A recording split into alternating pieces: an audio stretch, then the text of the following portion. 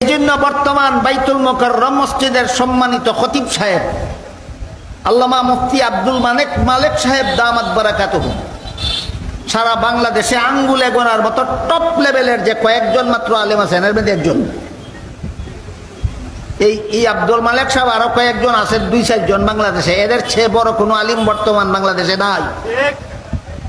তাহলে আব্দুল মালেক সাহেব একজন সাধারণ আলেম না বাংলাদেশের শীর্ষস্থানীয় আলেম, জাতীয় মসজিদের খতিব, বাইতুল মুকাররম মসজিদের খতিব।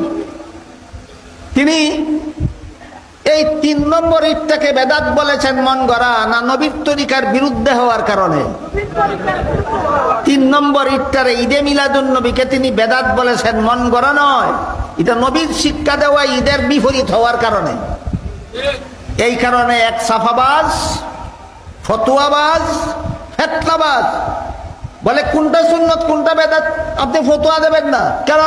তোর বাপের গার ভাঙ্গেনি খতিব জাতীয় মসজিদের মুফতি ফতুয়া দিলে, জাতীয় মসজিদের মুফতি যেহেতু, জাতীয় মসজিদের খতিব যেহেতু, এই জন্য তার দায়িত্ব জাতিকে সুন্নত এবং বেদাত শিক্ষা দেওয়া। জাতীয় মসজিদের খতিবের ওই দায়িত্ব জাতিকে সুন্নত কোনটা বেদাত কোনটা শিক্ষা দেওয়া। তোর মতো ফতুয়াবাদের চাফাবাদের ভিত্তিতে জাতীয় মসজিদ দায়িত্ব পালন করে না, জাতীয় মসজিদ দায়িত্ব পালন করে নবীর তরিকা মতো।